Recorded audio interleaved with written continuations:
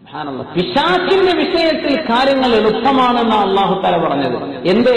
അല്ലാഹു പറഞ്ഞാൽ അവൻ ഓടും. പക്ഷേ എന്ത് ചൊല്ലിയാലും ഓടാതെ മനുഷ്യനെ ഫിത്നയാക്കുന്ന ഒരു വിഭാഗമുണ്ടെന്നാണ്. സഹോദരിമാരൊന്നും ചൂടാവരുത്. ഇന്ന കൈദകുന്ന അദീം വകാന കൈദു ശൈത്താനി ദഈഫ. പിശാചിന്റെ വഞ്ചനയൊക്കെ വളരെ വീക്കാണ്. പിശാചിന്റെ ദുർബോധനം എന്നൊക്കെ പറഞ്ഞാൽ വലിയ സ്ട്രോങ് ഒന്നുമല്ല. പക്ഷെ നമ്മളതിന്റെ ഡോസ് കൊടുത്തിട്ടില്ലെങ്കിൽ പ്രശ്നമാണ്. പെട്ടെന്ന് അല്ലാഹുവിനെ സംബന്ധിച്ച് ഓർത്ത ദിക്ർ ചൊല്ലിയാൽ പിശാചോടും. പക്ഷേ ഒരു പെണ്ണ് പിന്നാലെ കൂടിയാൽ ഇന്ന കൈദകുന്ന അദീം. അസീസ് ചക്രവർത്തി യൂസുഫ് നബി അലൈഹിസ്സലാമിന്റെ ആ ഒരു പ്രശ്നവുമായി ബന്ധപ്പെട്ട് ആ വിഷയത്തിൽ ബഹുമാനപ്പെട്ടവർ നിരപരാധിയാണെന്ന് മനസ്സിലാക്കിയിട്ട് തന്റെ ഭാര്യ കുറ്റക്കാരിയാണെന്ന് ബോധ്യപ്പെട്ടിട്ട് പറഞ്ഞ വാക്കാണ് ഇന്ന കൈദകുന്ന അദീം. അത് ഖുർആൻ ഉദ്ധരിക്കുകയും ചെയ്തു. നിങ്ങളുടെ ചതി വല്ലാത്ത ചതിയാണ്. എത്രയോ സ്വാലിഹീങ്ങളായ ആളുകൾ പെട്ടുപോണില്ലേ? ഒരു പെണ്ണ് വിളിച്ചു, ഒരു പെണ്ണ് ഫോൺ ചെയ്തു, ഒരു മെസ്സേജ് ചെയ്തു, കാണാൻ ഭയങ്കര ഇഷ്ടമാണ്, ഇവള് ഇഷ്ടമാണെന്ന് 100,000 ആൾക്കാരോട് പറയണ്ടാവും. ഇവന് വന്നപ്പോ ഇവനെ തോന്നി എന്നോട് തന്നെ പറയണത് ഇന്ന കൈദകുന്ന അദീം. പെണ്ണ് പറഞ്ഞതിന്റെ പേരിൽ വഴിതെറ്റിപ്പോകുന്ന എത്ര സംഗതികളാണ്. ജാതിയും മതവും ദീന് നോക്കാതെ ഇറങ്ങിപ്പോകുന്ന പുരുഷന്മാർ. എന്ത്? ഇന്ന കൈദകുന്ന അദീം. വല്ലാത്ത ട്രാപ്പാണ് പെണ്ണിന്റെ ട്രാപ്പ് എന്ന് പരിശുദ്ധ ഖുർആൻ. ഇത് സ്വാലിഹത്തുകളായ പെണ്ണുങ്ങളെ പറ്റിയല്ല, ഫാത്തിനുകളൊക്കെ ഫിത്നകളുമായി നടക്കുന്ന പെണ്ണുങ്ങൾ. ഒരു ആബിദായും എത്രയോ ആബിദീങ്ങൾ വഴിവെളിച്ചുപോയ സംഭവങ്ങൾ സീറകളിൽ കാണാൻ കഴിയും. പെണ്ണിടപെട്ടതാണ് പ്രശ്നം. സുബ്ഹാനല്ലാഹ്. ഇന്ന കൈദകുന്ന അദീം. അപ്പോ ചില ആളുകളെ സംബന്ധിച്ചിടത്തോളം ചില സമൂഹത്തിൽ ഒരുപാട് ആളുകൾ നഫ്സിനെ ഇബാദത്ത് ചെയ്യുന്നവർക്കാണ്. നഫ്സ് പറഞ്ഞത് കേട്ട് നടക്കുക, പിശാച് പറഞ്ഞത് കേട്ട് നടക്കുക. നമ്മുടെ ശരീരത്തിന് ആഘോഷിക്കാനും ഇഷ്ടപ്പെടാനും ആനന്ദിക്കാനും അതൊക്കെ പിന്നെ ഹലാലാക്കി കളയുക. അത് ആരെങ്കിലും ഹറാമാന്ന് പറഞ്ഞ പിന്നെ ആ ക്ലാസ്സിന് നമ്മൾ പോകണ്ട, മുപ്പര് തീരെ ശരിയില്ല, നമ്മൾ വേറെടുക്കെങ്കിലും പോവുക.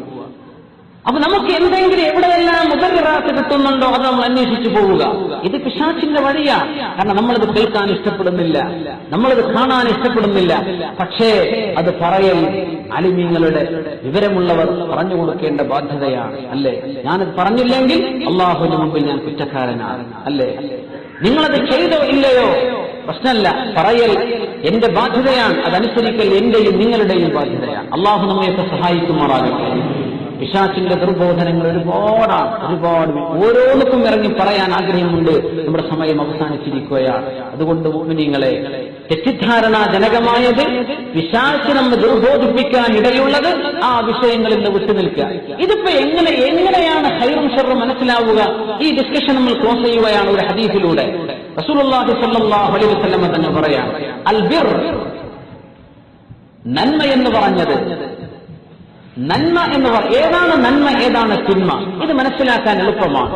മത്മഅന്നത് ഇലൈഹി നഫ്സ്, ശരീരത്തിന് സമാധാനം തോന്നുന്ന വിഷയം, അത് നന്മയാണ്. ശരീരത്തിന് സമാധാനം തോന്നുന്ന വിഷയം ഈ വിഷയം ചെയ്യാം. ആരും ഇതിൽ ഒരു കണ്ടംനേഷൻ, ആരും അതിനെ നിരൂപിക്കുകയോ എതിർക്കുകയോ ഇല്ല. ഇത് വിഷയം റാഹത്താണ്. എന്താണ് ഇസ്മ എന്ന് പറഞ്ഞാൽ, എന്താണ് കുറ്റം എന്ന് പറഞ്ഞാൽ, നിന്റെ മനസ്സിന്റെ ഉള്ളിൽ ഇങ്ങനെ എന്തോ നരിക്കുന്നുണ്ട്. പഠിച്ചോനെ പറ്റോ, ഇത് പറ്റിയതാണോ? സംശയം തീരുന്നില്ല, ഒളിപ്പിച്ചു വെക്കുന്നുണ്ട്, ഹൈഡ് ചെയ്ത് വെക്കുന്നുണ്ട്. വളരെ സീക്രസിയിലാണ് കാര്യങ്ങൾ നടക്കുന്നത്. ഇതാരും അറിയരുത് എന്ന ആഗ്രഹമുണ്ട്. അങ്ങനെ ജനങ്ങളെല്ലാവരും കൂടി നിനക്ക് ഫത്വ തന്നു, ഇത് ശരിയാണോ, ഇതിനൊരു കുഴപ്പമില്ല, നീ ചെയ്തോ എന്ന് ജനങ്ങളെല്ലാവരും ഫത്വ നൽകി.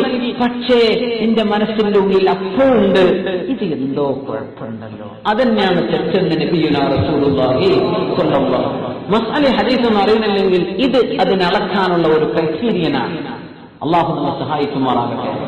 ആ ഹദീസിനോട് ചേർത്ത് വെച്ച് ഒരു കാര്യം കൂടെ മാത്രം പറയുന്നു.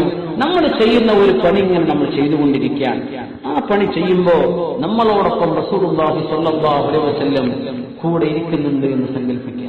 എവിധങ്ങൾ നമ്മുടെ കൂടെയുണ്ട്. ഞാൻ ഈ പണി ചെയ്യാൻ എന്റെ ഹബീബിനെ അനുവദിക്കുമോ? എങ്കിൽ അത് നന്മയാണ്. ഞാൻ ഈ പണി ചെയ്യുമ്പോൾ എന്റെ ഹബീബിന്റെ കൂടുണ്ടായിരിക്കെ റസൂലുള്ളാഹി സ്വല്ലല്ലാഹു അലൈഹി വസല്ലം ഇത് കണ്ടിരിക്കെ എന്നെ ഇതിന് അനുവദിക്കില്ലയോ, അത് തെറ്റാണ്. ഇങ്ങനെ ചിന്തിച്ചാൽ മതി.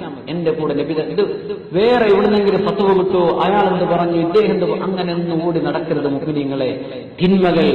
തിന്മകളെ നന്മകളാക്കി തോന്നിപ്പിച്ച് നമ്മെ പടുകുഴിയിലേക്ക് നരകത്തിലേക്ക് വലിച്ച് ലഉഗ്വിയന്നഹും അജ്മഈൻ, മനുഷ്യരെ മുഴുവനും ഞാൻ വഴിപിഴപ്പിച്ച് നരകത്തിലേക്ക് കൊണ്ടുവരും എന്ന് പിശാച് അല്ലാഹുവിനോട് പറഞ്ഞിട്ടുണ്ട്. ഇല്ലാ ഇബാദക്കൽ മുഖ്ലസീൻ, ഇഖ്ലാസുള്ള നിന്റെ ആളുകളെ മാത്രം എനിക്ക് കിട്ടൂല, ബാക്കിയുള്ളവരൊക്കെ ഞാൻ പിടിക്കുമെന്ന് പിശാച് പറഞ്ഞു. ആ ഇരകളിൽ നമ്മൾ പെടാതിരിക്കണം. അല്ലാഹു നമ്മെ സഹായിക്കുമാറാകട്ടെ. അല്ലാഹു നമ്മെ